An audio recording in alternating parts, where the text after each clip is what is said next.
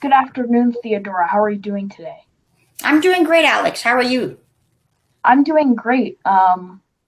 Today, I'm going to be asking you a couple questions about where your mother immigrated from and for a geography project. And we're going to get started here. Is that all right? That's great. Okay.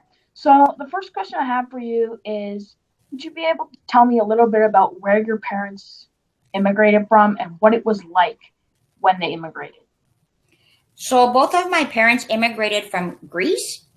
And at the time that they immigrated, um, things in Greece were not in a situation of crisis. So, there wasn't any kind of war or any other kind of natural disaster or anything like that. However, things were difficult at the time for people that were struggling to just have a job and just get by. And both my parents were from families that were basically in poverty, so both of them had to move from their small town, or my mother, in my mother's case, her small village. Both of them had to immigrate to Athens, which is a larger city where there were more jobs available. So both of them had moved to Athens in order to get a better job.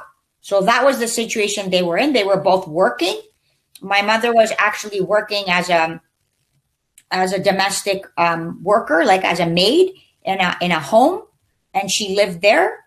So she was a live-in maid, and my father was working at a construction at various construction jobs in Athens. So, you think they moved to Athens to work? Is that what you're saying? Yes, they had to move to Athens to work because where they were living, like in the small village where my mother was and the small town my father was from, there weren't enough job opportunities there for them. So they did not have an opportunity to get any kind of suitable job. So they had to move to the bigger city to do that. Okay. What were some of the pull factors? Was you said that they moved to Athens because there were more job opportunities. Do you think that was one of the pull factors that pulled them to Canada? Yes, I think that was the main thing, that as you call them, the pull factors. That was the main reason.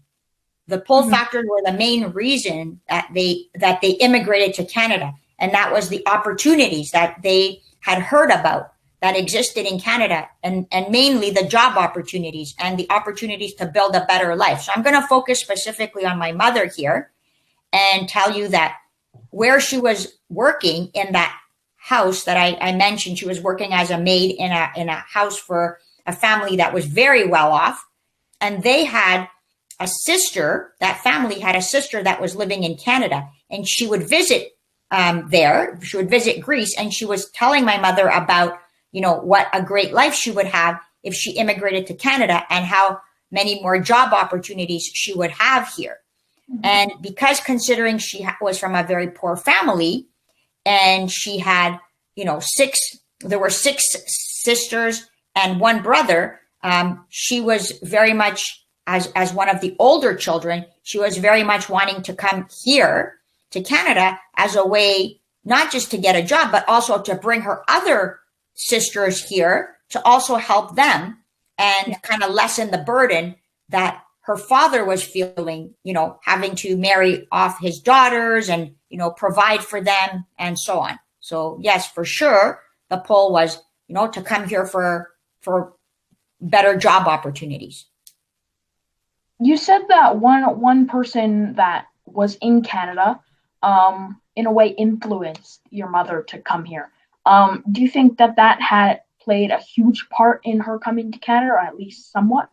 I think it played a huge part because even though she was not a relative and she was basically her employer's sister, she did influence her because it was her that then actually set things in motion to kind of like, she had to help my mother, when she got here, and sort of take her under her wing and provide some kind of stability for her for when she first arrived here.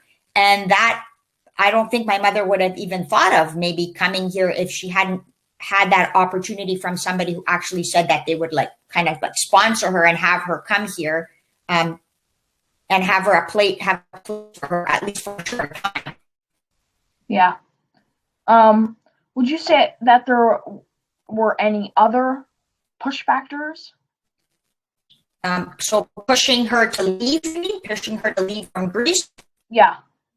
Okay, so I mentioned before that her father was really pushing hard for her to come here. When he heard about the opportunity, he jumped on it and said to my mother, like, I really would be grateful if you could go to Canada and, not only build a life for yourself, but also, build a life and have your sisters join you at some point in the near future so that they can have a better life as well. Because again, there were limited opportunities for her sisters in the village. And so one of the push factors, I guess, just, to go over that is like her father's, influence in terms of like pushing her to come to Canada to have a better life for herself and for, some of her other siblings, right? To come here and bring them here, right? Would you say that her father wanted the best for her in Canada? Like he really wanted her to go to Canada to build a family and what she wanted to do? Absolutely. I think that was, and again, his influence on her came from the fact that they were living in poverty, right? Like they were poor. So that was a push factor. The fact that they were, living in poverty and did not have many opportunities back then when, women got married, it was sort of the father's responsibility to provide something for the daughter. They called that a dowry back then. And my grandfather simply did not have that to marry, six girls. At that point, only one of the daughters was married. And he had a huge burden in terms of how was he going to provide for the other, 5 daughters, right? Yeah. What would you say are some of the pull factors that